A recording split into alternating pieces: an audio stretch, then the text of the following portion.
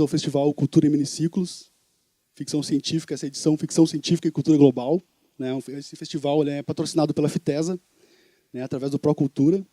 É uma realização da Liga Produção Cultural, com apoio aqui do Instituto Ling. Né? Então, nós estamos fazendo todos os meses aqui um tema, e o de hoje é ficção. E eu queria dizer para vocês que no final, né, a palavra vai ser aberta para quem quiser participar de alguma forma. Só peço que levante a mão, que a gente leva um microfone, porque estamos gravando, transmitindo também para quem tiver mais, né, depois na gravação fica bem claro assim as perguntas, certo? Então agora eu vou passar a palavra para o Ron Celistre, que é um querido amigo, que vai apresentar os convidados e dar início aqui ao festival. Obrigado, Jack. Então, onde é que eu estava, né? Boa noite, bem-vindos. Eu queria agradecer, né, o convite gentil da Liga Produção e parabenizar vocês pela ideia desse ciclo de palestras. É muito honroso, assim, muito prazeroso para a gente ter mesmo o privilégio de ser convidado para participar de uma coisa assim, porque não só porque a gente curte muito ficção científica como leitores e espectadores, etc., assim, consumidores, né, de cultura, mas porque a gente sabe que a ficção científica, eu pelo menos tenho essa certeza, ela tem um brilho especial entre as artes, assim, porque ela traz alguma coisa tem essa sombra de profético e de absurdo mesmo, de lidar com a imaginação de modo que a gente goste de ver coisas que a gente detestaria ver na vida real acontecendo, as distopias, enfim, mas sempre com uma visão encantadora, uma visão de fantasia encantadora que é irresistível e que o termo ficção científica, né, ele não é por acaso, ele tem mesmo muitas obras tendo um viés mais fantasioso do que científico mesmo. A gente sabe que a sombra da ciência está sempre ali. A sombra, não diria, a luz da ciência está sempre ali. E isso torna a coisa sempre atraente, porque ciência, enfim, né, uma das lanternas que guiam a civilização, né? Ficou bonito, aliás, as lanternas que guiam a civilização, mas é por aí. E então a coisa ela é muito legal de participar, né? Eu vou querer mais tarde, eu vou querer que vocês voltem amanhã, no dia seguinte, porque amanhã tem um debate com o César Alcázar e o Felipe Guerra.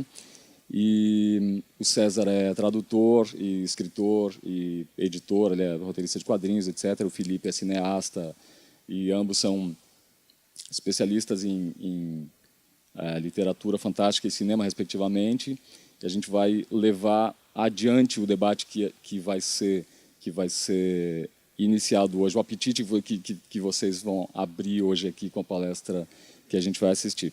Bom, queria agradecer às pessoas que não vieram fantasiadas de Chewbacca, porque nada contra o Chewbacca, a gente gosta muito, mas, sei lá, né, tem mais eventos para esse tipo de coisa, e não creio que seja exatamente esse aqui. Semana que vem tem a Semana Farroupilha, por exemplo, o Chewbacca ficaria legal lá. O Chewbacca, sei lá. E, então, eu já falei demais, eu vou passar então a palavra para o meu amigo, e eu quero que vocês recebam com muito carinho esse cara que, além de ser um amigo muito querido e admirado, é um grande especialista no assunto. O assunto está em excelentes mãos e isso aqui vai ser bem bacana. Então, senhoras e senhores, recebam com carinho o senhor Vasco P. Sigman. Obrigado. Eu vou me sentar, não vou ficar. Bom, eu queria agradecer ao Ron por ter me convidado, feito esse mimo de me convidar para cá, também é uma temeridade, mas enfim. E ao Jack por ter escolhido esse tema, que é tão querido para a gente, e ao Instituto por dar para a gente esse espaço. Antes de mais nada, eu queria avisar vocês que eu não vou muito direto ao ponto, não sou uma pessoa muito capaz de fazer isso, então algum preâmbulo vai ser feito antes da gente chegar aonde a gente quer chegar. E eu também, o conceito de uma palestra está um pouco acima das minhas capacidades mentais, então eu vou ter que apelar para uma cola aqui, ou senão eu vou me perder demais. Tá. Para começar, eu queria contar assim, que quando eu era guri, eu vi um cara morrendo. E enquanto ele morria, ele contou a respeito de umas coisas que ele tinha visto e sobre como aquelas memórias, ainda muito vivas dentro dele, iam desaparecer para sempre, assim que ele morresse, logo em seguida. Foi ali que eu aprendi, ou melhor, comecei a aprender, que a morte podia ser uma coisa triste, uma coisa a ser lamentada, num sentido que vai além da perda de um ente querido, da perda sentida pelos vivos, no caso, ou mesmo da perda que, digamos assim, o morto sofre por ser privado daquilo que ele poderia viver. Eu fui aprendendo que com a morte desaparece bem mais do que uma pessoa presente, e desaparece toda uma coleção de imagens e efeitos do passado, de outros lugares, e desaparece todo um testemunho de realidades, e mais do que isso, uma encarnação dos reflexos dessas realidades no que elas certamente tocaram e mudaram, transformaram aquela pessoa que um dia as contemplou e que agora morre. E o que fica para a gente é a história, mas nunca mais a experiência. Aquela pessoa, aquilo que ela viu, as imagens que ela teve na cabeça dela, desaparecem para sempre, e certas coisas do mundo, fragmentos do mundo e dos tempos, são perdidos para sempre. Aquela imagem daquele pôr do sol que essa pessoa viu naquela tarde, através das lentes daquela experiência de vida, isso não vai mais poder ser revivido com toda a intensidade na memória de alguém. Da mesma forma, o rosto que aquela pessoa viu num quarto, à meia luz, durante aquele orgasmo, ao fazer sexo com a pessoa amada, aquilo ali nunca mais vai ser visto, nunca mais vai poder ser lembrado. Se perde para sempre algo do mundo e não só aquela pessoa que estava ali. As memórias que ela trouxe do mundo e que trazia através da sua experiência se vão para sempre. Eu não sei se eu consigo transmitir muito bem essa noção que eu tenho, que me é muito preciosa. Basta eu dizer que ela é muito preciosa para mim. E que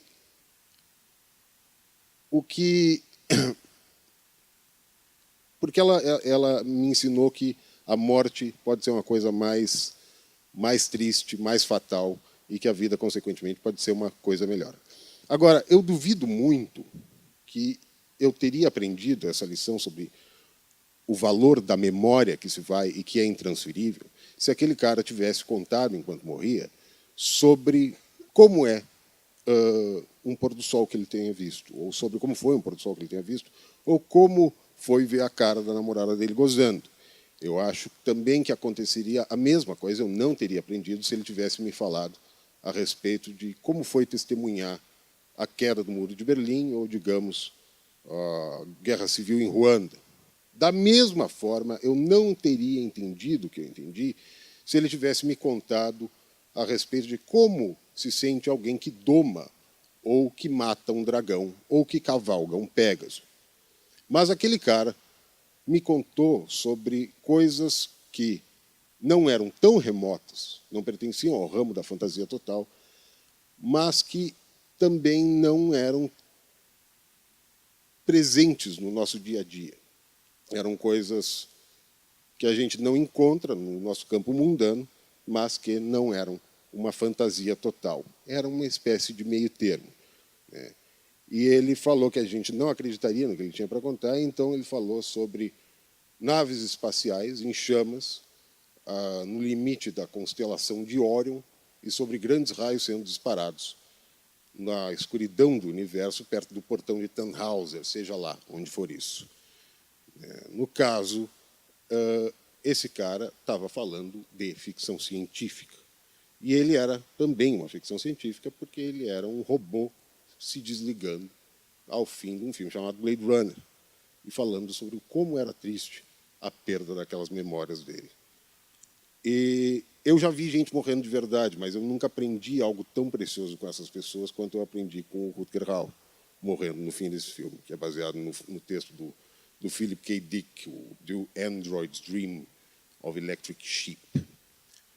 Antes da gente ver como esse terreno intermediário, que para mim teve nessa situação e em várias outras, esse poder de sugestão a respeito de coisas importantes, como esse campo intermediário funciona em relação a uma cultura sem fronteiras, e como o resto das qualidades da ficção científica funciona em relação a uma cultura sem fronteiras, é bom a gente fazer o que todo mundo faz ao parar para falar sobre ficção científica, que é tentar entender o que é e o que pode ser a ficção científica. Não é a minha intenção restringir muitos conceitos, nem etiquetar cada segmento da imaginação, mas é bom a gente entender quais são os segmentos desse campo do imaginário para saber como é que eles se ligam e como é que eles se separam, embora às vezes não muito marcadamente, do resto da ficção não realista, digamos assim.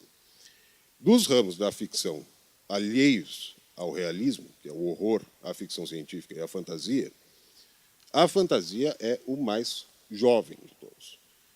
Os outros dois, eles nascem ainda na pré-história, antes do advento da ficção, como a gente conhece, como a gente entende o que é ficção mesmo, com o pensamento sobrenatural surgindo e já dando alguns reflexos de coisas que podem ser ligadas ao horror e tudo mais. Então, a fantasia e o horror são bem mais antigos. A ficção científica nasce, basicamente, na literatura, né? Não antes.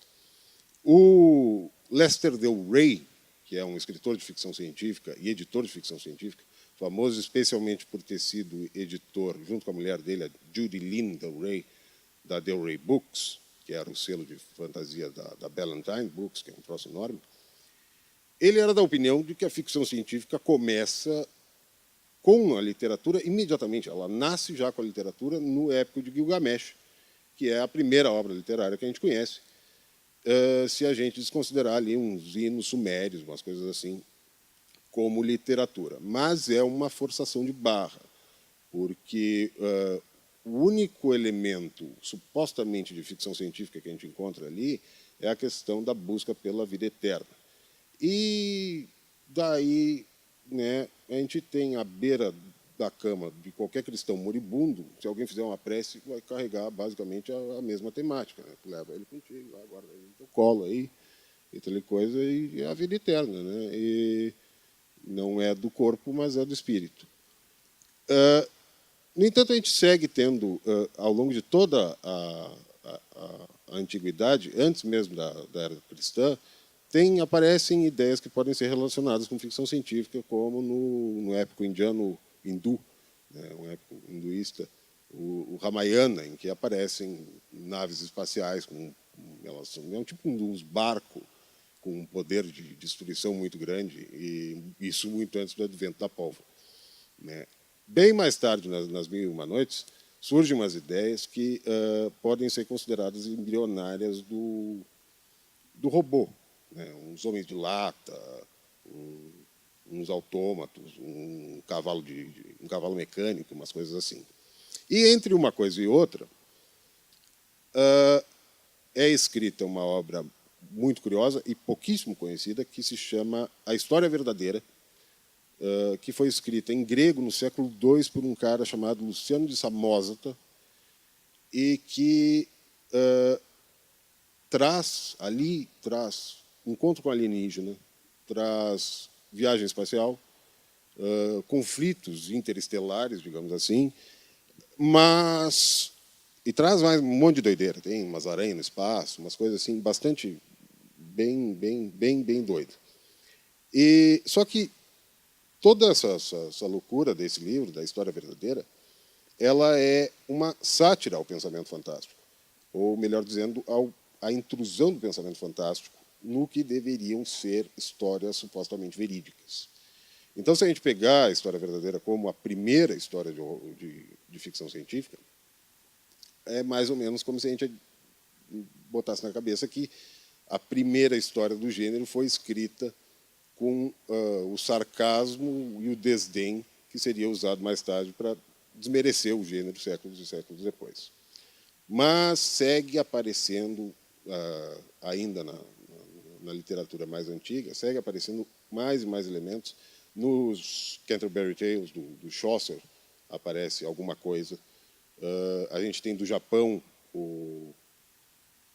um conto folclórico bem famoso, que é o Conto do Cortador de Bambu, em que tem a ideia de uma visita alienígena, tem a ideia de conflitos entre povos extraterrestres. Um é da Lua e o outro é do Sol. Naquela época dava para viver no Sol. Mas em tudo isso tem um porém, que é que toda a lógica por trás dessas histórias pode ser considerada mágica. Não há nenhum pensamento racionalista ali. Não, mal havia qualquer noção do que pode ser considerado científico.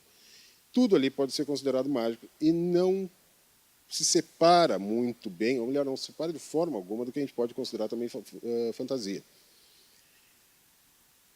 A imagética da coisa é parecida, mas se a gente tomar a imagética como o ponto central, o que determina, né, a questão determinante do gênero, a gente não pode fazer nenhuma diferenciação entre um golem da cultura judaica, que é um homem de barro, um autômato de barro, e um robô. E essa diferença existe, certamente, não é a mesma coisa. Quando um pensamento mais racionalista começa a aparecer, e isso acontece no mundo árabe, eu acho pela primeira vez, eu acho que um dos exemplos mais antigos é um romance teológico árabe chamado Teólogo Amador, em que o Ibafis,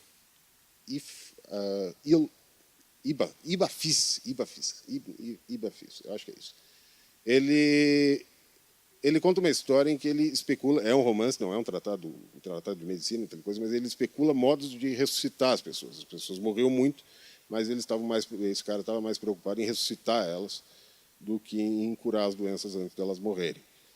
E ali tu tem já elementos de ficção que daria para se chamar de ficção científica, por serem especulativos e serem racionalistas e tudo mais. Só que assim, continua tendo o porém de que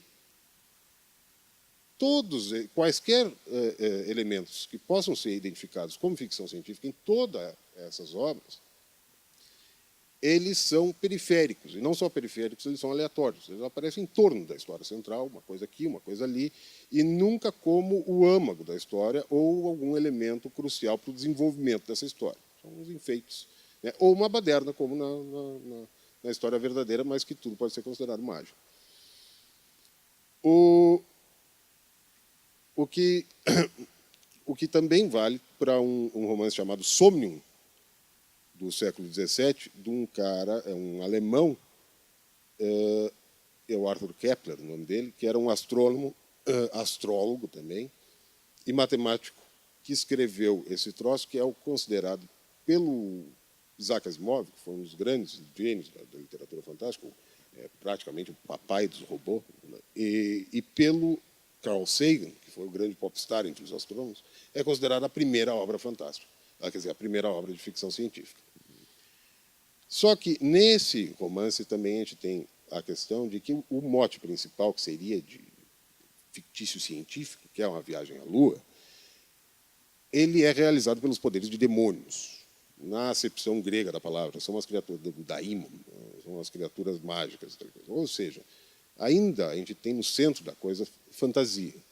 Só depois, quando o personagem principal chega lá, começa a ter um monte de especulações mais científicas, e até o romance se ocupa mais com questões científicas do que coisas posteriores. Mas, de novo, são coisas aleatórias que aparecem depois, e o principal pode ser considerado fantasia ainda. A coisa muda, no entanto, ali pela volta, quando, durante o Iluminismo, começam a aparecer mais e mais histórias sobre viagem ao espaço, e duas delas são especialmente interessantes porque elas, daí sim, trazem do mote principal um advento tecnológico. Uma delas se chama The Man on the Moon, e é do... como é que é o nome? É de um bispo inglês que escreveu sobre a criação de uma máquina que era levada por uns gansos até a Lua. É muito bonito a civilização que ele encontra na Lua, que é uma civilização cristã utópica, que, para manter a ordem, pega todas as crianças mal criadas e manda para a Terra, e pega as crianças da Terra e pega para eles. Os caras abandonam seus filhos, sequestram os outros, e é uma utopia cristã. E depois aparece também um livro do Cyrano de Bergerac, que é o poeta narigudo, aquele francês, em que ele inventa, digamos assim, um foguete com fogos de artifício. E ali a gente começa a ter um terreno mais firme para dizer que o projeto da ficção científica já estava em andamento, né? Muito motivado pelo interesse científico que vinha sendo despertado durante o Iluminismo, né? E ao longo do século XVIII tem mais alguma coisa interessante, e não são poucas até, mas o importante é a gente chegar até 1818, em que o último passo dessa primeira caminhada mais vaga e imprecisa é dado, e é dado com esse último passo que começa a jornada seguinte, através do século XIX, em que a gente pode ter certeza que o gênero existe e que ele começa a nos render obras de peso, sobretudo lá para o final, quando o H.G. Wells e o Verne passam a publicar seus trabalhos. Mas esse primeiro passo, dado no início do século, se dá com a publicação do Frankenstein, da Mary Shelley. Eu me irrito um pouco quando falam do Frankenstein como a primeira obra da ficção científica, coisa, porque isso desdenha toda essa evolução que existe por trás desse livro, anterior a esse livro, e também porque, embora a Shelley seja uma precursora, eu acho um pouco desaforo limitar a genialidade dela a uma questão cronológica. Eu acho que é um juízo crítico que se vale de um calendário e não do texto em si. Mas dá para se dizer que é a primeira obra-prima da ficção científica. Só que é importante a gente notar que, acima de tudo, Frankenstein é um romance de horror. E isso é importante para a gente notar que a ficção científica não é um tipo de história. Ela é composta por diversos atributos, ou um atributo, ou uma coleção de atributos, que vão servir a qualquer tipo de história. Eu estava esses dias, uns meses atrás, eu fui numa palestra sobre edição de som do Blade Runner, que foi uma porcaria, porque era uma isca para angariar aluno para cursos de edição de som, e não tratava do filme em nada. Mas valeu, porque um guri, depois que a palestra acabou, ele falou que o Blade Runner não era ficção científica, que o Blade Runner era um noir. E isso é mais ou menos como dizer que Alice no País das Maravilhas não é uma fantasia. Mas, problemas mentais à parte, a questão dessa comparação de gêneros, esse paralelo de gêneros que esse rapaz fez, eu espero que ele não esteja aqui, mas o importante disso é que uma coisa não exclui a outra. Se eu disser que eu vou ver um filme de ficção científica, eu posso estar prestes a ver o Blade Runner, ou eu posso estar prestes a ver o Brilho Eterno de uma Mente Sem Lembranças. Eu posso estar prestes a ver o 2001 ou o Robocop. Eu posso estar prestes a ver o Homem de Ferro ou o Alphaville do Godard. Não tem como saber que tipo de história que eu vou ver. Há algumas coisas parecidas, mas em termos de tom, de ritmo, etc., não há nem...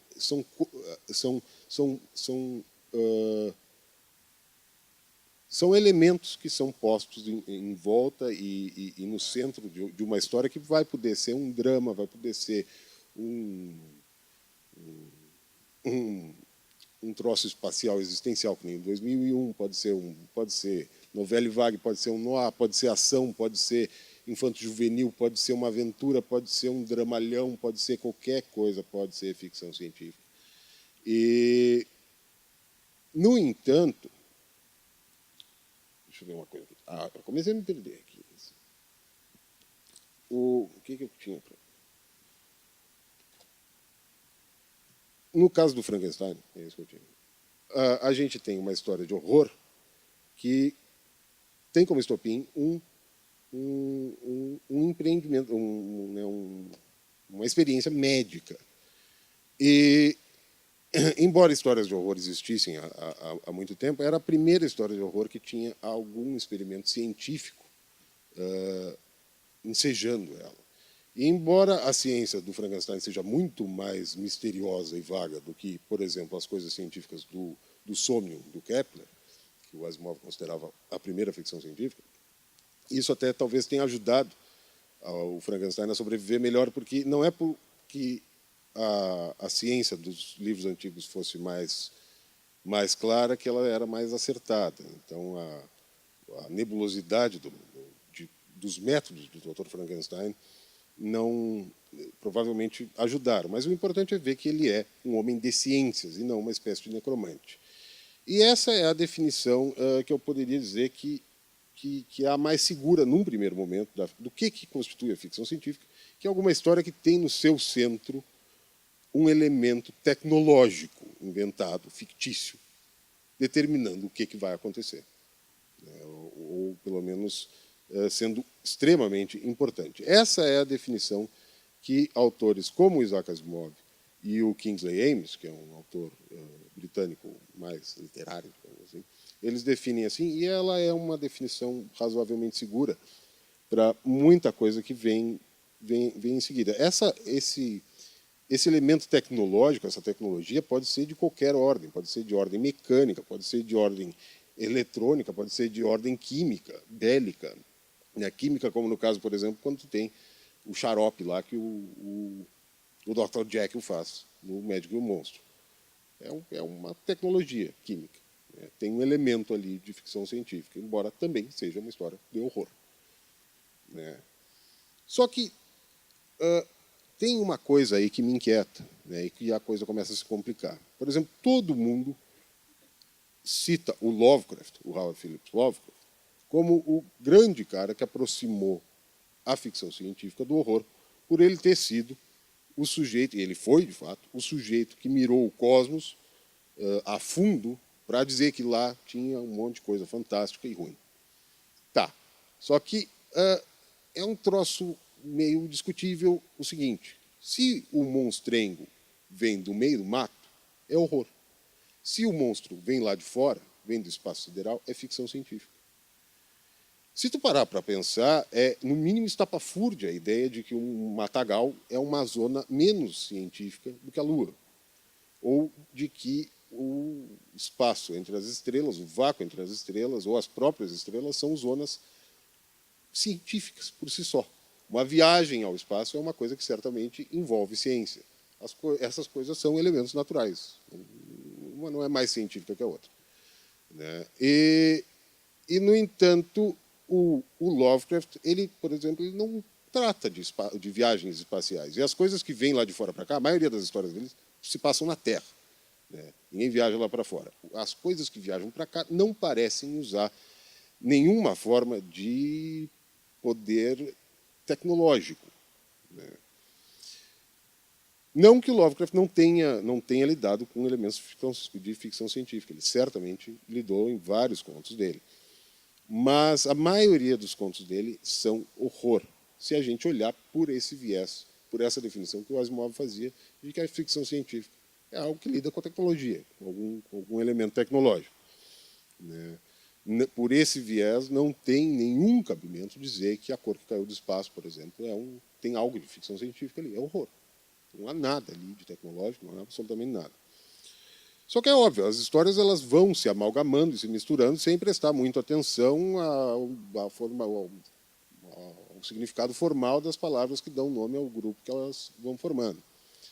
Só que eu cito o Lovecraft e essa possível disparidade porque talvez tenha aí uma dissociação justa de públicos. Porque, assim, o público do horror ele não é necessariamente um público interessado por ficção científica, e vice-versa. Nada garante que o público que gosta muito de Star Trek, Jornada nas Estrelas, goste das histórias do Emar James, por exemplo, que tratava de monstros e fantasmas em castelos, em lugares antigos, e isso e aquilo. Ou que quem seja fã da Shirley Jackson ou de Stephen King tenha qualquer inclinação a ser fã do Arthur C. Clarke, de 2001, e de Asimov, enfim, ficção científica mais definida. Claro que tem os caras que ficam ali no meio, o Lovecraft um pouco, o Ray Bradbury um monte, como alguém intermediário entre horror e ficção. Mas dá para fazer uma possível dissociação entre os gêneros mais tranquila. Agora, existem dois campos do imaginário fantástico, digamos assim, que, embora eles não tenham necessariamente em ambos essa questão tecnológica, eles não podem ser separados como campos de interesse, que é, no caso, a ficção científica que atende a esse pré-requisito e as distopias. As distopias, às vezes, atendem, mas muitas vezes não. Se tu pegar o Mad Max, por exemplo, o que tem ali? Tu tem bomba nuclear, tu tem arma, tu tem caminhão, tem carro, né? E moto. É alvorada. Não tem cobre de areia, dá na mesma coisa. E várias outras obras importantes entre as distopias não envolvem nada de questão tecnológica. Se tu pegar o Iron Hill, o Calcanhar de Ferro, do Jack London, se tu pegar hoje em dia você está assim, a distopia mais celebrada de todas, com mérito, o Handmaid's Tale, conto da Aya, da Margaret Atwood, né? E eu cito mais alguma coisa aqui interessante. Sim, A Estrada, do Cormac McCarthy, que teve uma adaptação com Viggo Mortensen para o cinema muito bem feita, né, e que é um livro que ganhou o Pulitzer. Eles não têm nada de tecnológico ali, é só um cenário devastado, interessado num futuro negro. Não há nenhum elemento desse tipo de coisa. Agora, um troço que nem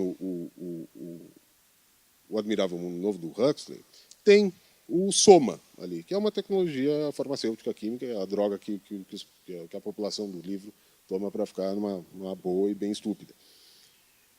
Mas mesmo no páreo dele, que é o 1984, a questão tecnológica ela vai se tornando cada vez menos fictícia e menos central ao que mais importa o livro. Ele vai se condensando, 1984, do George Orwell, como uma distopia, mais do que como uma coisa importante, como ficção científica. E valores distópicos a gente pode encontrar até num livro como O Processo, do Kafka, que não tem nada a ver com ficção científica, né? Só que tem uma coisa mais intrigante.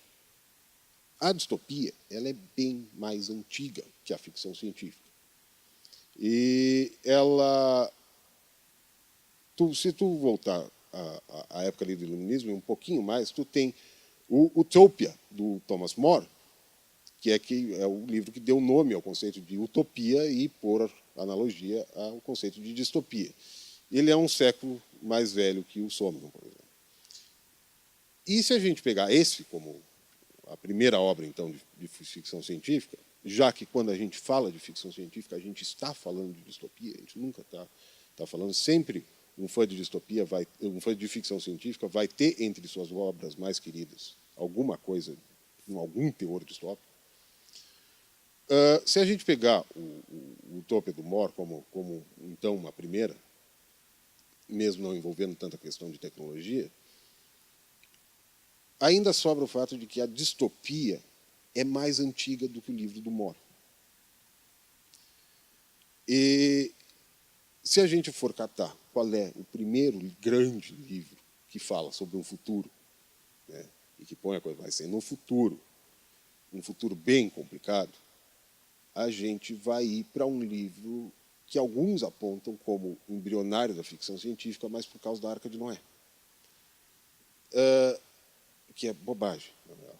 Porque só se fosse por coisa grande, qualquer romance, qualquer história que tivesse um castelo gigante ia ser ficção científica. Não rola. Mas não é à toa que a maioria das ficções distópicas sejam chamadas de ficções pós-apocalípticas. E a primeira história distópica, e talvez a distopia mais complicada e mais perturbadora que já escreveram, é o Apocalipse. É o livro das revelações. Só que eu tomo esse exemplo para mostrar como caminhos. Isso, tu escreve sobre um futuro não muito agradável. Tu está escrevendo uma distopia. Claro que ali as formas de escrita eram bem diferentes. Mas eu tomo esse exemplo extremado, porque é claro que o Apocalipse não é do interesse da maioria dos fãs de ficção científica. Do meu é, do Ron também é. Mas eu tomo para mostrar como, dentro da ficção científica, a coisa se ramifica por coisas muito distintas e que, portanto,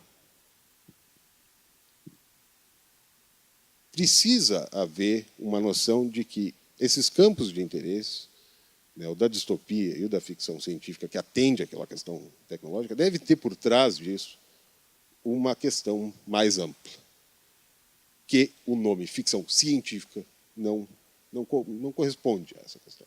O resumo tosco da história é que o nome é ruim, mas não é a questão aqui de corrigir as palavras, mas entender o que é esse conceito mais amplo que está por trás da ficção científica. Né?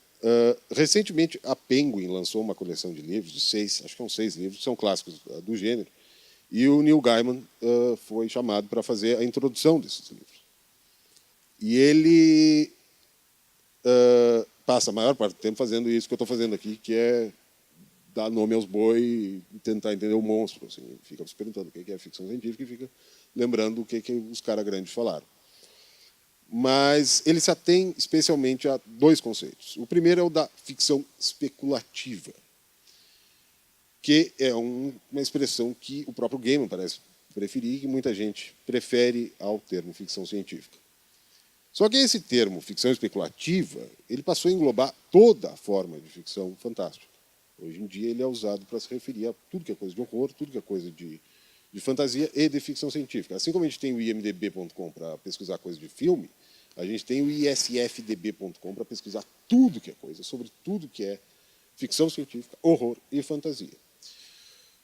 Em primeiro lugar, esse conceito especulativo, já que ele tomou essa proporção, ele me parece um pouco despropositado quando a gente vai lidar com fantasia e horror. Porque me parece, pelo menos, estapafúrdio dizer que o Tolkien estava conjecturando, seja lá o que for, escrevendo O Senhor dos Anéis. Ou que o Lovecraft estava especulando a existência de um deus molusco no meio do Oceano Pacífico. Não acho que seja um tipo de especulação. E se é, então toda a ficção é um tipo de especulação. E isso leva ao segundo conceito, que é muito tratado por várias pessoas que tentam discutir o que é a ficção científica e que o Gaiman traz também, que é o da expressão what if, né? E se os robôs, se a gente não pudesse distinguir pessoas de robôs, e se as máquinas tivessem mais inteligência ou uma inteligência equivalente à dos humanos.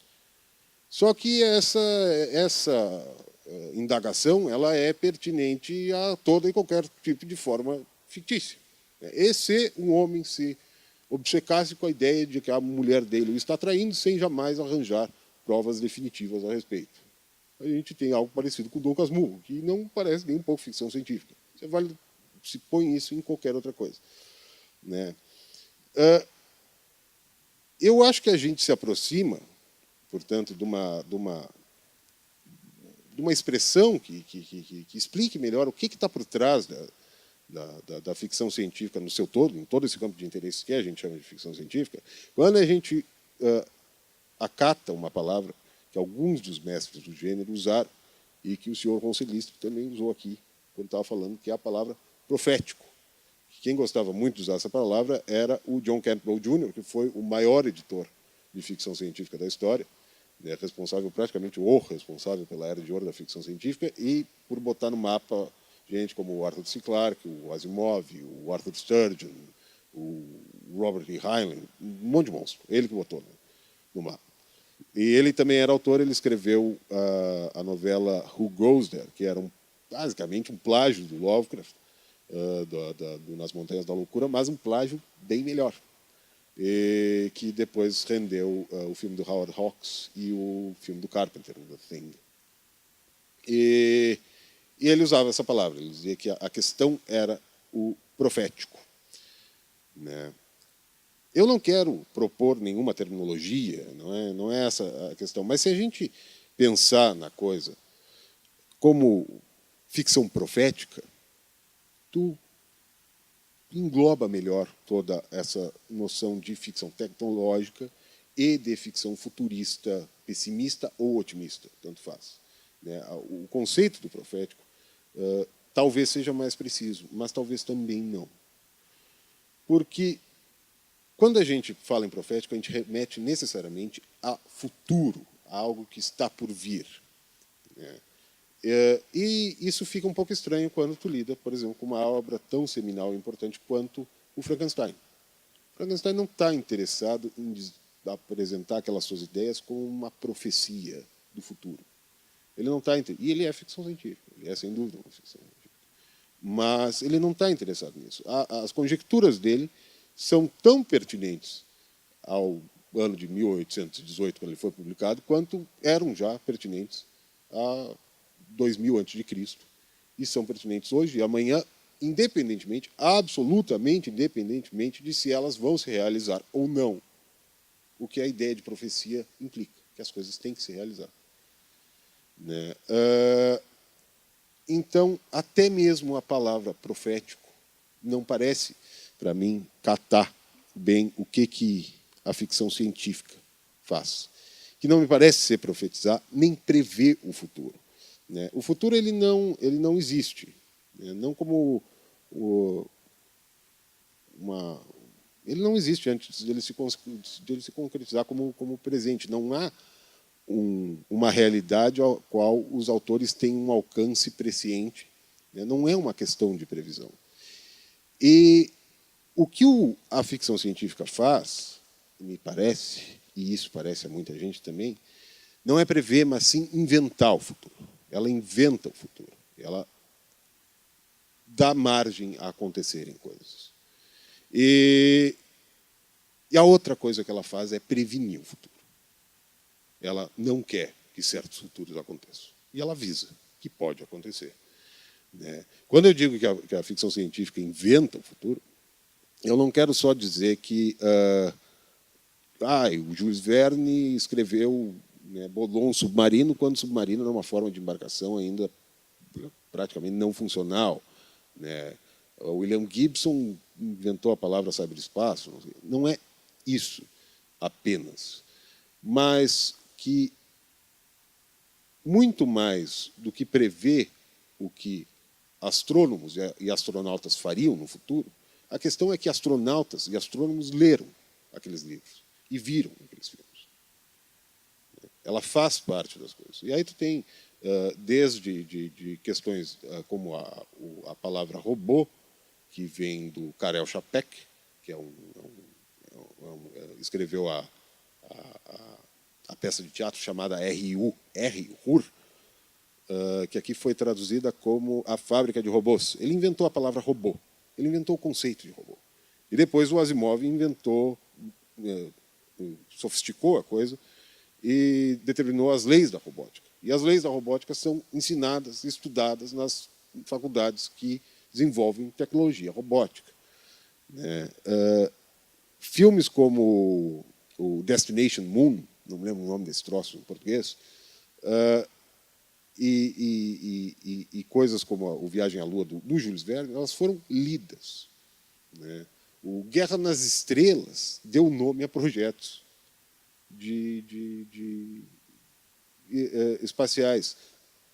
O mundo estava vendo ficção científica antes das coisas acontecerem. As ideias se criaram. E existem muitos caras do meio até da astronomia, atentos ao que se faz. O Neil deGrasse Tyson aí está sempre conversando a respeito do que não pode ter acontecido nos filmes. Não sei o que tu acha os vídeos dele falando a respeito disso. O próprio Carl Sagan escreveu um romance de ficção científica, O Contato, que deu depois origem ao filme aquele com a Judy Foster. Então, ela inventa junto com a gente. Ela vai inventando e dando ensejo. Não é uma questão de prever, é uma questão de inventar e, às vezes, de impedir. No caso, as distopias, todas elas estão preocupadas em impedir futuros. Mas não só elas fazem isso. Só que o mais importante de tudo isso é notar que, para fazer essas duas coisas, o limite dos caras é o hoje, o agora. Não tem como ir além do hoje. Eles não são a mãe de Ná. O Philip K. Dick não tem nada, nenhum talento semelhante aos da mãe de Ná. E enquanto alguém pode escrever, por exemplo, se alguém escreve um romance sobre a Roma da época dos imperadores, hoje, esse romance vai carregar uma visão do século XXI. Ele vai ser uma coisa que só poderia ser feita hoje em dia. Não teria como se fazer hoje em dia o mesmo livro que se fez naquela época. E por ele ser lido só hoje em dia, ele vai carregar toda uma carga que está presa ao hoje, ao agora e ao aqui. Só que o passado pode ser averiguado. O futuro não. O futuro não existe. Então, os caras que tratam de falar sobre ele, eles estão mais limitados ainda ao agora e ao aqui. E é sobre isso que a ficção científica sempre fala. É sobre agora. Só que, e aí eu acho que a gente entra no que melhor explica a verdadeira natureza que engloba todos essas veredas da ficção científica, que é ver o aqui e agora com uma certa... como é que eu posso dizer? Com uma certa distância. Algo que expanda, torne mais amplo a perspectiva do nosso espaço e do nosso tempo. E, fatalmente, nesse processo, o que acontece é que tu sai do contexto, tu tira as coisas do contexto, tu acaba com o contexto, para que a visão do leitor ou do espectador não seja distraída com questões banais do dia a dia e possa se ater à questão cerne daquilo que as pessoas estão, que o autor está falando. E no processo, no exercício esse de distanciamento, que é um exercício de objetividade, não no sentido de objetividade como ir direto ao ponto, mas como observar as coisas de uma determinada distância em que tu possa entendê-las por completo, com objetividade. Essa é a objetividade, por exemplo, que ensinam numa cadeira importante do curso de letras da URGS. Essa é a noção de objetividade. E é o exercício dessa objetividade que me parece ser o ponto central da ficção científica, que é olhar as coisas de um pouco mais longe e, curiosamente, criar uma ficção que pode ser dita que, na verdade, é um hiperrealismo, porque considera todas as possibilidades e probabilidades do dia de hoje. O que pode acontecer baseado no dia de hoje? Muito mais do que ficar pensando no futuro é observar já as possibilidades do dia. O que o romance realista mundano normal não faz. Ele vai observar as conjecturas dos personagens dele, daquelas suas situações, mas não de tudo que o mundo já está sugerindo na nossa atualidade. E a ficção científica faz isso, tanto na sua distopia, quanto nas coisas que são preocupadas com tecnologia. E, claro, quando mistura, tem um monte de coisa que mistura, fantasia e horror e tudo mais. Mas é mais fácil manter os conceitos um pouquinho limpinhos só para observar essa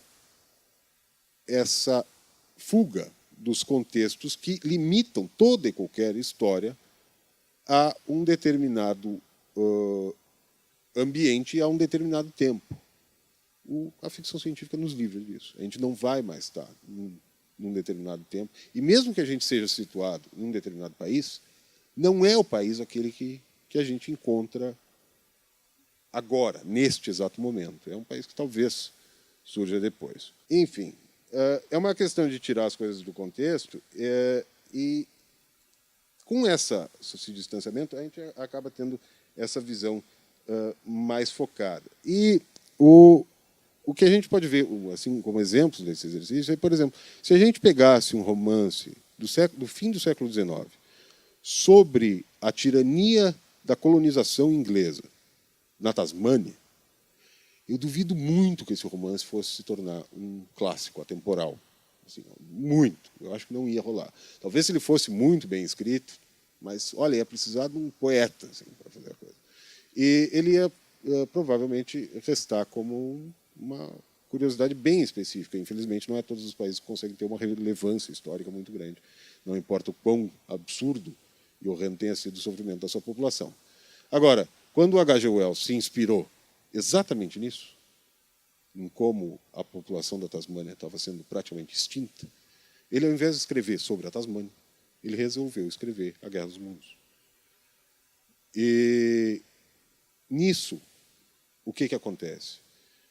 A gente pode, o leitor, ele podia ver não só a situação de uma ilha entre a Austrália e o Polo Sul, né, sendo dizimada, tendo a sua população dizimada, ele poderia ver o próprio império que estava fazendo isso e, com isso, o todo da humanidade e a si próprio, e é o mais importante, como aquela vítima, e observar a si próprio como aquele vilão, porque aí o vilão era tornado alienígena, isso aqui, na verdade, era a Inglaterra, né?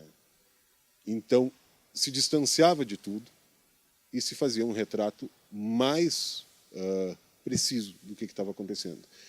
Talvez não mais preciso, mas mais universal. O próprio integrante daquele império que estava fazendo isso podia entender aquilo e entender mais os outros, né? Podia ficar com medo do marciano também, e ficar... Isso tudo numa história que era uma ficção científica, um livro de horror, uma aventura, né? Uma distopia, uma espécie de distopia, uma ficção científica ligada à tecnologia também, embora a tecnologia ali em questão não seja nossa, né? Da mesma forma, se tivessem escrito ali pelo final da primeira metade do século XX, tivessem escrito um livro sobre a iminência de regimes totalitários depois do fim da Segunda Guerra, e sobre a sombra que a União Soviética estava projetando sobre o mundo, esse romance talvez se tornasse importante, talvez se tornasse interessante e tudo mais, mas ele ia ser um documento histórico sobre o passado. Agora, quando o George Orwell resolveu escrever sobre isso, ele escreveu em 1984, e automaticamente ele não escreveu sobre a União Soviética, ele escreveu sobre todas as possíveis ditaduras que poderiam ser problemáticas para o futuro, né? E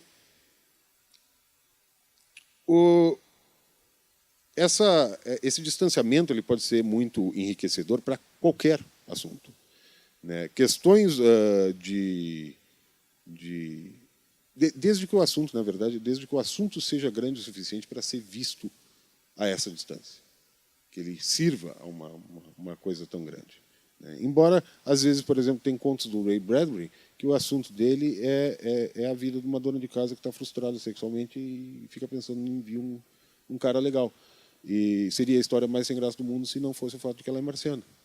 Por ela ser marciana, a coisa se torna mais, para alguns, se torna mais interessante. E a pessoa pode se sensibilizar aquilo ali melhor. Eu acho que boa parte dos piá que leram aquilo ao longo da década de 50 e tudo mais, eles não teriam se interessado se fosse a Margaret vivendo em Connecticut, ou coisa assim, né? Mas como era uma marciana, talvez eles entendessem melhor, olhassem as donas de casa com uma visão melhor. E então, quando os assuntos são importantes, pode ser enriquecedor para qualquer assunto. Se tu escrever um romance sobre questões de gênero, de identidade de gênero, sobre orientação sexual e tudo mais, observando um grupo ou uma pessoa, seja onde for, tu vai limitar esse grupo ou essa pessoa ao contexto dos problemas que ela vive com a sociedade e das questões da sexualidade dela naquele contexto de lugar, nos limites daquele lugar e daquele tempo em que a coisa é situada. pode ser que uma coisa bem escrita, e sempre isso acontece com frequência, ultrapasse fronteiras, tudo bem. Mas quando uma autora como a Ursula Le Guin escreve sobre isso, ela sequer deixa existir essa fronteira ser ultrapassada, porque ela nos põe direto numa civilização onde não existe a questão de gênero. No livro chamado O Left Hand of Darkness, que é a mão esquerda da escuridão, acho que tem tradução, eu acho que é bem essa. E ela nos põe direto numa situação dessas para que a gente possa observar o que ela estipula que sejam as consequências de um mundo onde não há diferenciação de gênero, e para que a gente possa, assim, observar o quanto essas diferenças afetam e funcionam, e como é que elas funcionam aqui entre a gente, onde elas existem, e muito marcadamente, e às vezes impositivamente, né?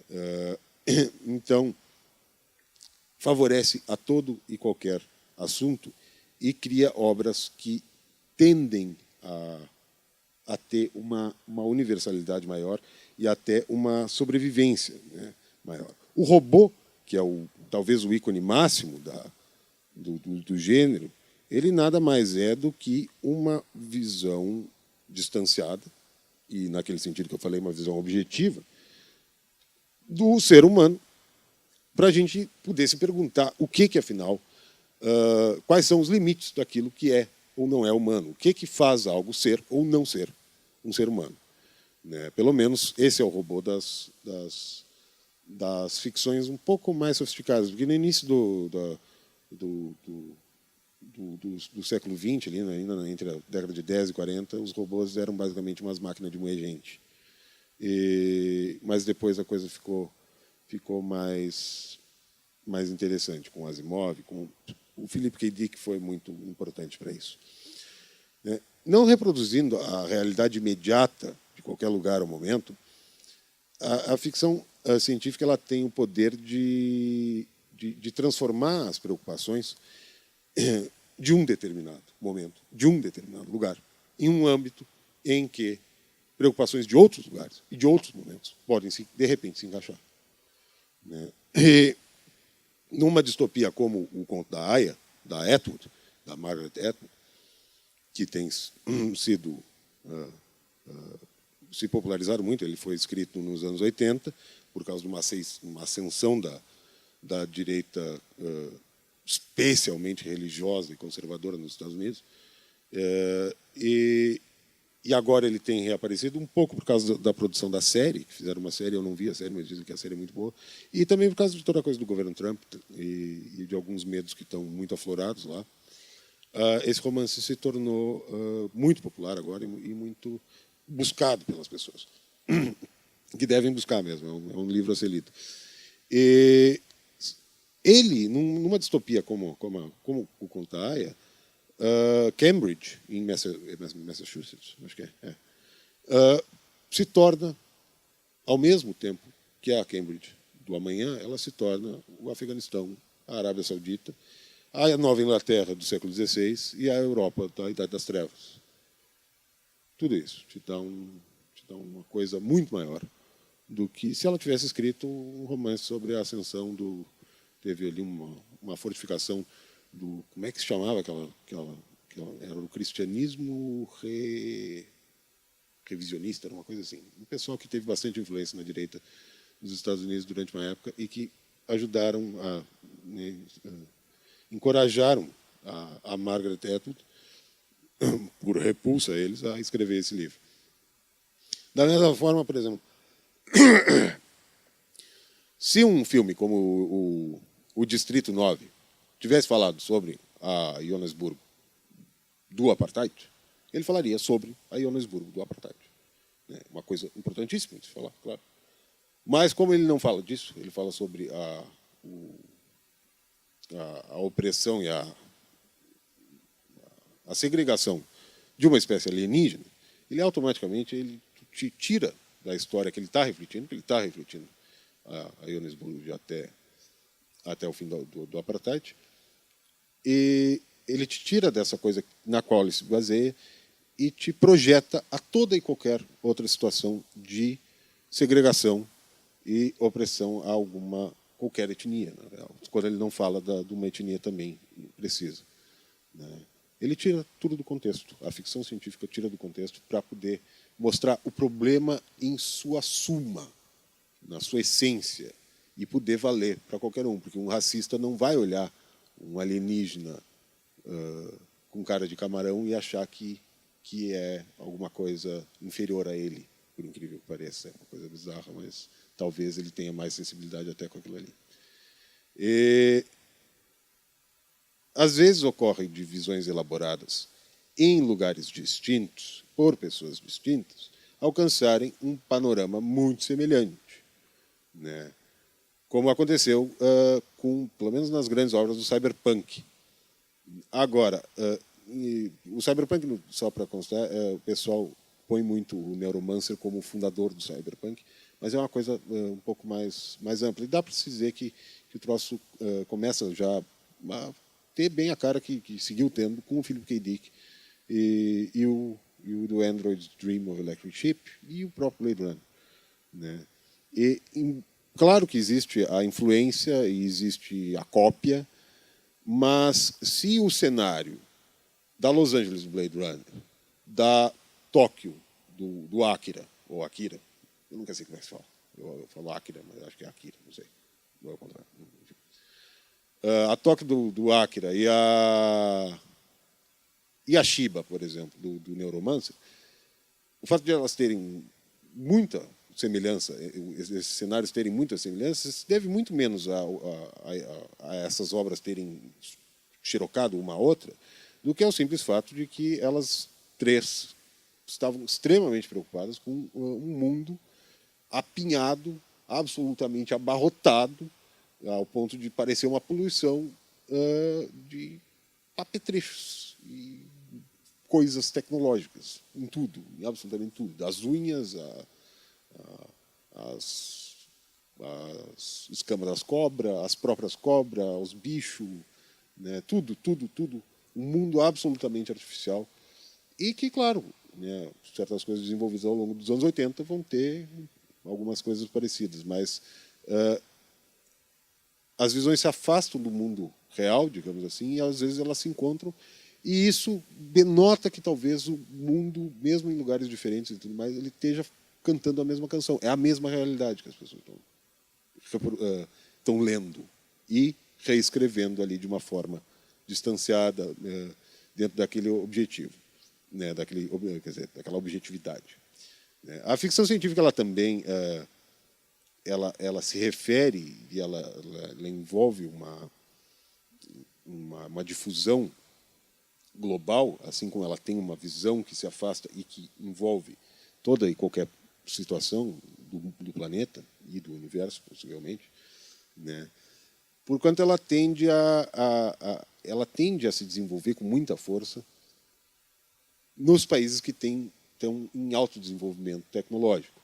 Não é à toa que, quando a ficção científica se consolida mesmo, ela é representada por um francês e por um inglês no fim do século XIX. Eram os dois impérios grandes que tinha, era a França e a Inglaterra. E depois, logo em seguida, ela passa a ser representada com bastante força pelos Estados Unidos e também pela União Soviética, que estava ascendendo, né, com os escritores que nem o Zamyatin, que escreveu o Nós, que, apesar de todos os méritos também, agora o pessoal tem pegado a mania de dizer que é a distopia original, balela, não é? E o Vladimir Bulgakov, ele é muito famoso por causa do Mestre Margarida, que é uma fantasia, uma alegoria e tudo mais, mas ele escreveu também ficção científica. Esse eu tenho que ler, assim, Strugatsky, os irmãos Strugatsky, que escreveram os Cisnes Feios e tal coisa. E o Stanislav Lem, que fica na beira, porque ele é polonês, mas ele estava ali na margem da União Soviética, teve que lidar com censuras e com algumas coisas assim, e ele é o escritor de Solaris, que depois o Tarkovsky ia fazer o filme, e depois teve outras adaptações também, né, que é um livro muito importante na ficção científica, e ele se tornou um dos caras mais lidos do gênero. no mundo inteiro. E, por fim, é importante notar que essa visão expandida, que começa a observar todo o globo, ela também observa o espaço de maneira sintomática ao fato de que, ao longo dos 4 últimos séculos, e ao longo, basicamente, de quando esse tipo de imaginário começa a se desenvolver com mais força, se desenvolveu também a ideia de que a gente pertence a um universo maior. Então, a gente está observando o nosso âmbito de uma maneira mais completa através da ficção científica. Mas é o nosso âmbito, ainda é né, preocupado com o que nos cerca e tudo mais. Porque antes a gente considerava o universo só um anexo do planeta Terra, né? Mas quando a gente se vê inserido nisso, observar o que está lá fora também faz parte de observar o aqui e agora no qual a gente se insere, né? Claro que é preciso certo nível de conjectura. Como diz o Isaac Asimov, a gente vive já num mundo de ficção científica, né? Não só pela ficção científica ter criado, como a gente falou antes, assim, pavimentado o caminho, preparado também a população para certas coisas acontecerem. Acho que se o pessoal tivesse chegado na Lua de uma hora para outra, sem ter aquele monte de história, coisa, o pessoal não ia entender muito bem o que está acontecendo.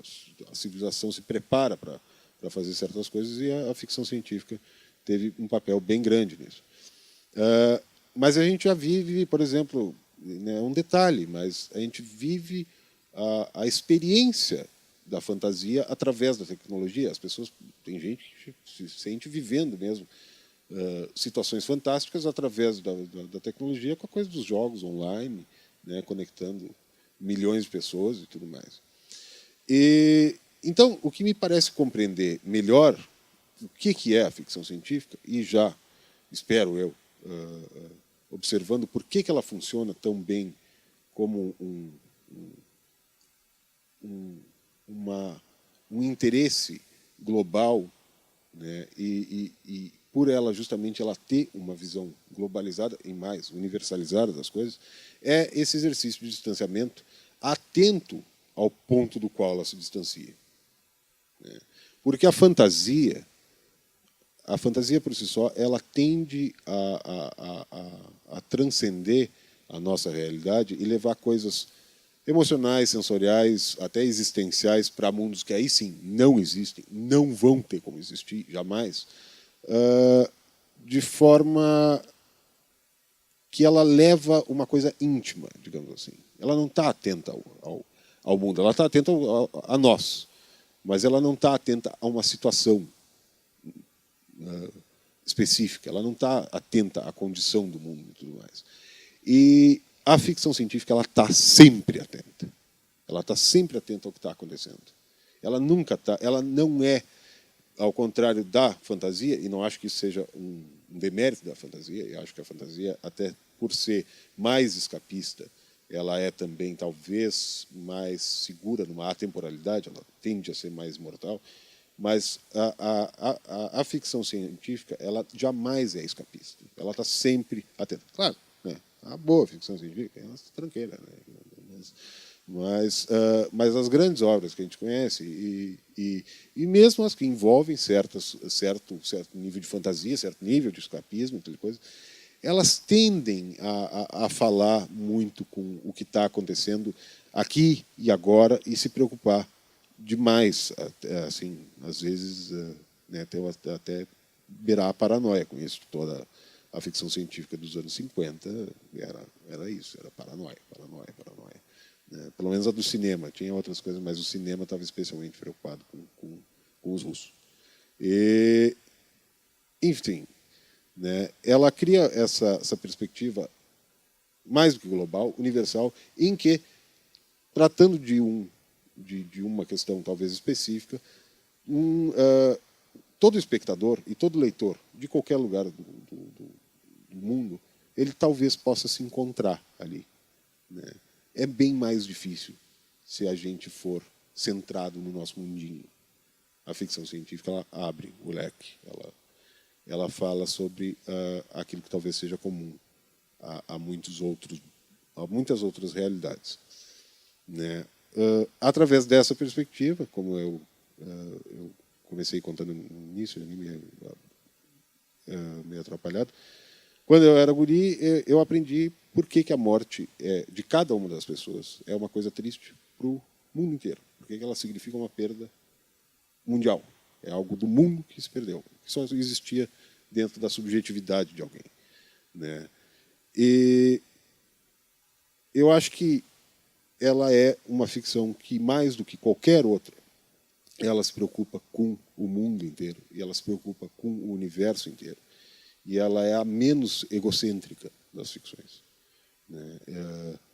Porque ainda, como eu falei, a fantasia às vezes pode ser muito foda-se vocês, eu vou para o meu mundo e deu. Lá eu me fecho muito, muito seguro e muito lindo, né? Normalmente ela tem um poder de... A ficção científica não, ela é preocupada em observar o que a gente vive, né? E o fascínio pela ficção científica, ele não é um fascínio pela cultura dos Estados Unidos, ou pela cultura do Japão, ou pela cultura da França ou da Inglaterra. Ele é um fascínio por uma cultura planetária. Ele é um fascínio por uma cultura que pode se aplicar a várias coisas. E daí ser tão fácil encontrar gente interessada nisso em Kyoto, no Kansas, ou aqui, como a gente está, né? O que eu posso dizer mais? Né? Ela tem a nos dizer que o amanhã ele é ditado pelo hoje, pelo aqui e agora, mas a gente vai poder entender esse amanhã só atento ao que está sendo dito aqui na volta. E esse amanhã ele é para todos nós. Ele é uma coisa para todos nós. Eu acho que é isso que é a principal preocupação da ficção científica, é o que está por vir para todos. E não é muito fácil prever para quem vai sobrar os grandes avanços, as maravilhas e tudo mais, e para quem que vai sobrar as distopias. Então, no amanhã está todo mundo incluso, né? E eu acho que isso é o principal que ela tem a dizer a respeito do mundo todo. Deu? Vasco, tá espetacular a tua aula aqui. Eu queria já abrir para o público, se alguém quisesse participar de alguma forma, Sim, não, eu quero fazer algum parar de questionamento. falar. É só levantar a mão que nós levamos o microfone.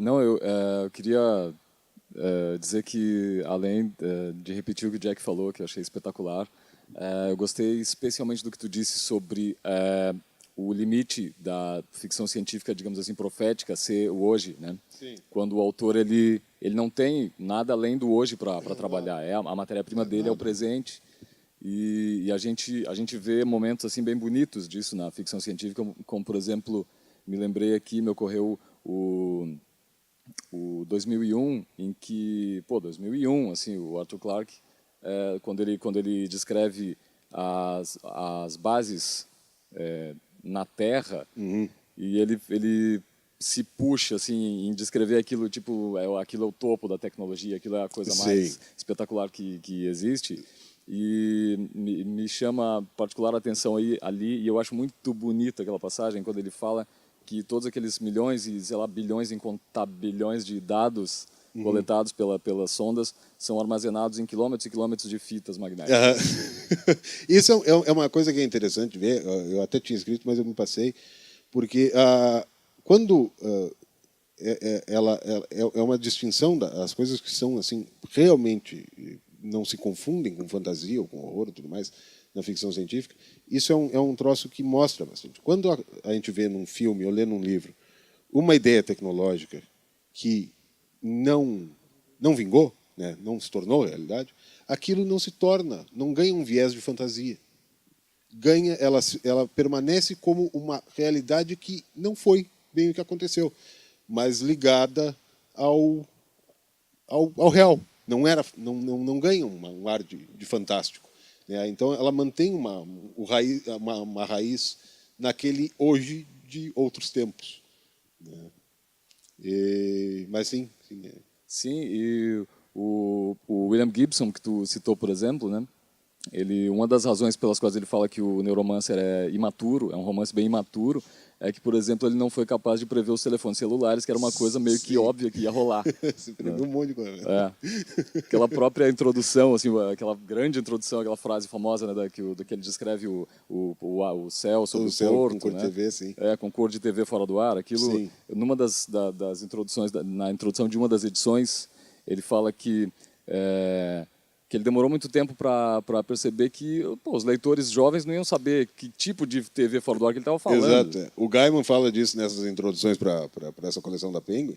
Ele comenta: o pessoal vai ler aquela porra hoje em dia, então o céu estava azul. Né? Porque quando tu tem uma tela hoje em dia em TV digital e ela está fora de sintonia, fica azul. Não é aquele Mitsubishi que tinha na casa do William Gibson. Não vai ser um aquela caixa de madeira. A gente lê aquilo ali, quando a gente lê, né, imagina aquele céu cinzento, né, todo poluído, chuviscado e tal coisa. Aquele hoje em dia, talvez leia e o céu estava azul, tá de buenas, começou bem. Mais okay?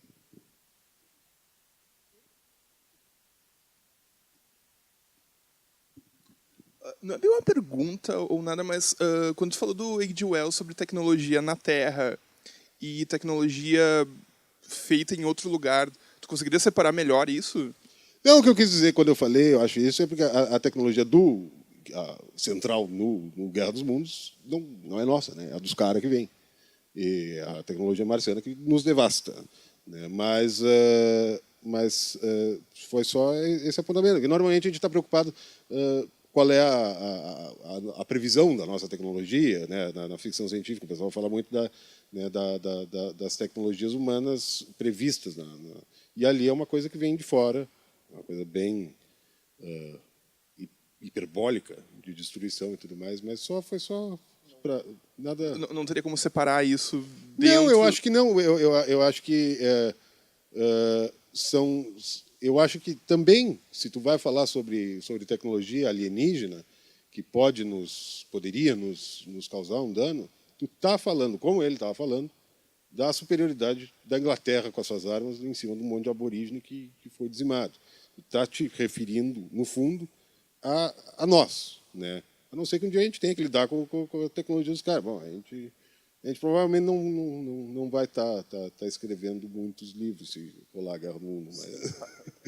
É que dentro do que tu disse sobre o que é possível aqui dentro da Terra, expandir isso para fora não seria o ponto onde a gente pode basicamente colocar qualquer coisa, já que vem de fora e é imprevisível? Não, eu acho que pode. Tu pode, né? Tu pode, a coisa pode enveredar para o lado da fantasia, né? As coisas do Lovecraft, as coisas do Clark Ashton Smith, aquela coisa. O Clark Ashton Smith foi um cara importante para tornar a ficção científica mais refinada, mais bonita e mais pessimista, né? E ele raramente escrevia qualquer ficção científica que fosse muito plausível. A coisa era mais para o lado fantástico, mas tinha os elementos, tinha a viagem espacial, tinha a nave, tinha umas coisas assim. Mas se tu está lidando com um elemento tecnológico, aí é a diferença, por exemplo, do Lovecraft, aquelas coisas que vêm para cá, normalmente não estão lidando com um elemento tecnológico. Pelo menos imagino que o Cthulhu não tenha vindo montado numa navezinha. Né? Embora tenha as coisas do Whisper in the Darkness, lá tem Sussurro nas Trevas, é isso? Não sei como é que traduz. Mas tem aquelas coisas eles têm uns vasos em que eles carregam a cabeça dos outros, o cérebro dos caras. Isso é uma forma. Isso dá para se dizer que é assim, né? Nessa visão estanque, para a gente conseguir definir o que é uma das coisas que é ficção científica e que não é as outras coisas, né? Tu tem um elemento aí de ficção científica, né? Um vasilhame lá que os caras desenvolveram para, dentro de uma química ali, um cérebro ficar ok. Mas as outras coisas do Lovecraft já enveredam para a fantasia. Só que enquanto tu está lidando com tecnologia, os caras vieram uns robôs, isso e aquilo, blá, blá, blá, e tu vai estar sempre limitado, mais ou menos, à tecnologia que a gente tem aqui para bolar de fora. Tu está lidando tu está ainda nos limites da ficção científica formal, digamos assim. Mas pode vir o que vier, né? Daqui a pouco vem um Pokémon voando, cor-de-rosa, coisa. Né?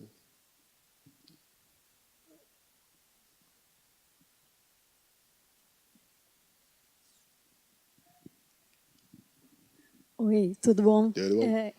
Eu queria saber se, na tua pesquisa, tu também chegasse a entrar na parte de artes visuais, se isso poderia ser considerado também ficção científica, tipo Bosch, alguma coisa assim. Eu não entrei nisso, eu não pesquisei, porque é uma coisa assim, eu fiz todo esse paralelo com o horror e tal coisa, e ali quando eu estava fazendo a distinção entre pessoas que talvez não gostem das duas coisas, o horror e a ficção científica, por exemplo, a verdade é que a minha casa, o meu quarto é horror. É a ficção de horror, sobretudo a ficção de horror sobrenatural. A ficção científica é o meu pátio. Tem uma conexão entre as coisas. Às vezes tem gente que não tem essa conexão. Então, eu responderia com o jeito que eu olho, sobretudo o horror, e eu estudo horror, para mim, começa lá na pré-história, já nas estatuetas, começa a ter alguma... começa a expressar algum imaginário sobrenatural, fantástico, monstruoso e tudo mais. Acho que está no Bosch, acho que está na música da Sofia Gubaidolina, acho que está em tudo que possa expressar ideias associáveis, análogas e tudo mais. Então, sem dúvida, eu acho que pode haver pintores de ficção científica, pode haver músicos de ficção científica, pode ter... Mas a literatura é o que representaria melhor, né? Eu acho que ela nasce, mas talvez seja estupidez ou ignorância minha. Talvez tenha algumas coisas lá no Egito que fale, sabe, assim, nos hieróglifos que fale coisas, né? Embora também dê para se considerar os hieróglifos já como alguma forma antiga de literatura. É meio difícil tu ter conceitos tão complexos quanto os da ficção científica, porque os da fantasia, né, do folclore e o do horror é o mais simplório de todos. Né?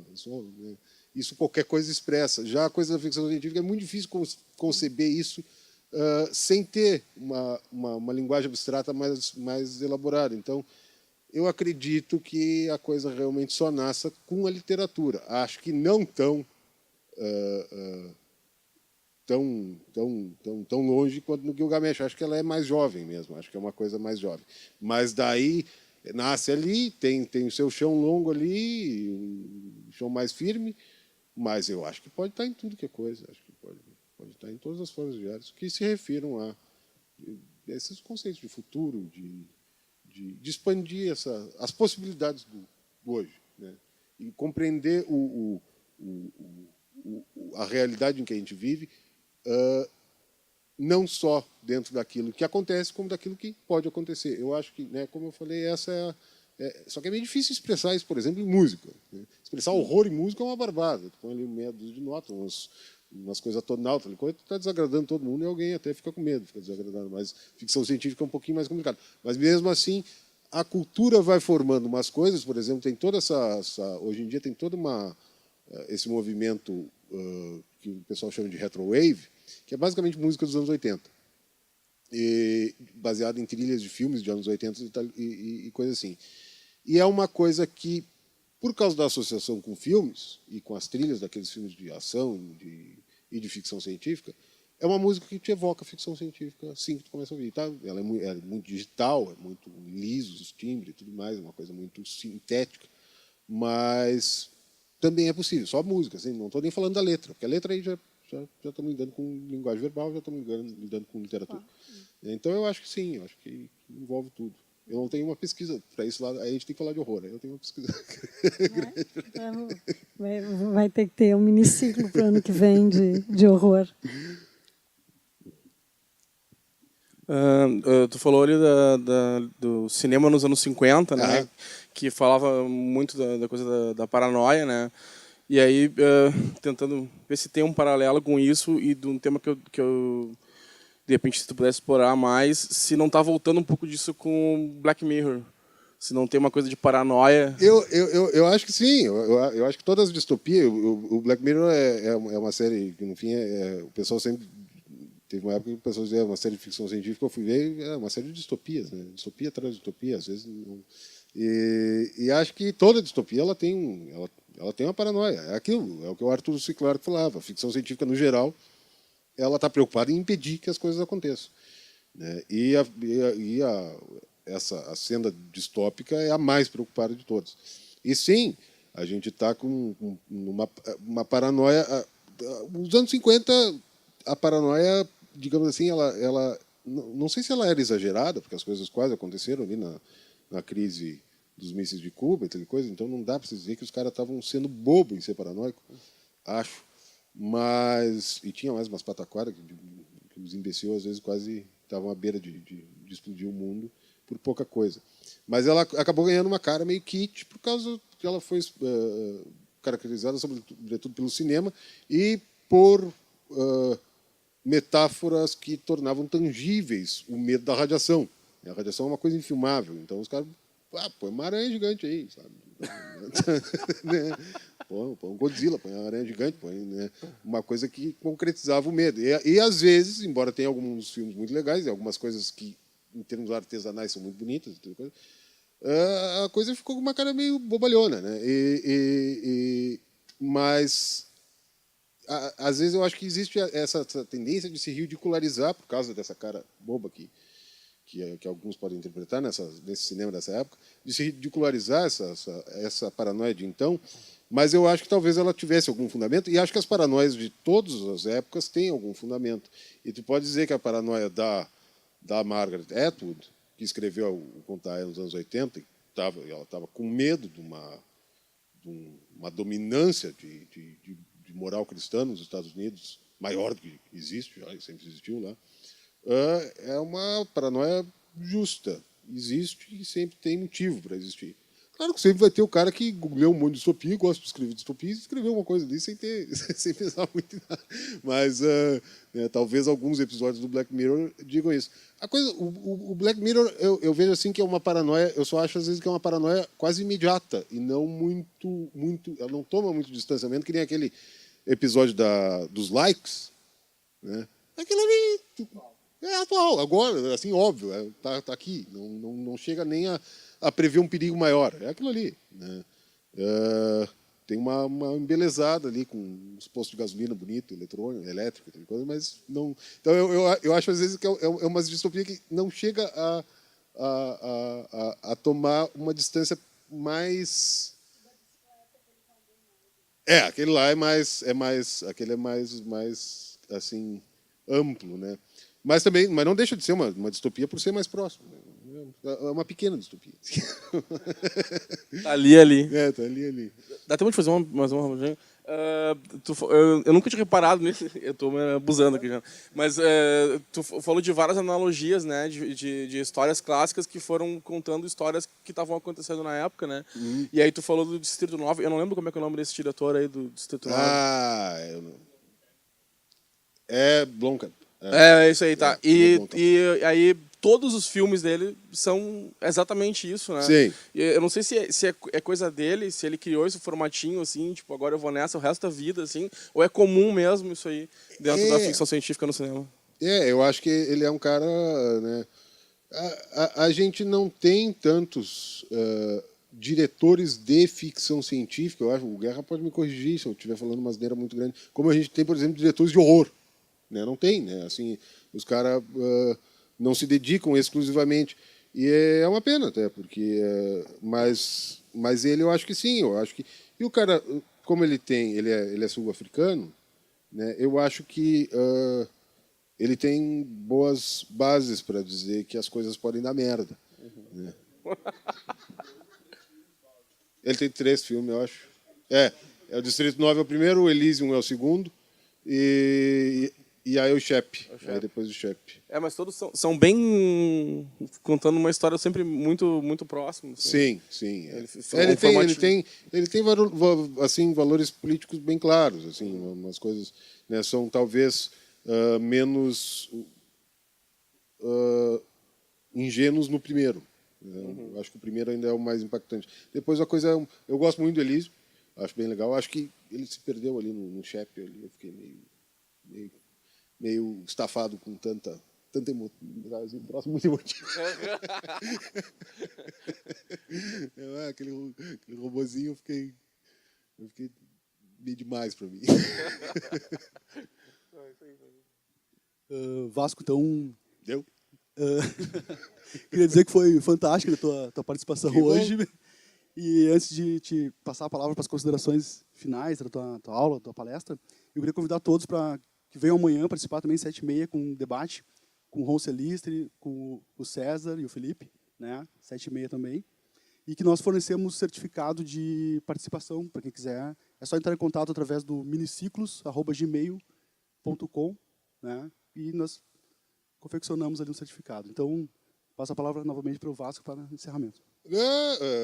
De novo agradecer, né, vocês todos. E palestra é uma coisa que está acima das minhas capacidades cognitivas mnemônicas. Então, foi a primeira vez que eu fiz isso aqui, então é uma coisa meio atrapalhada. Mas se serviu, que bom, é o que conta. Tá bom?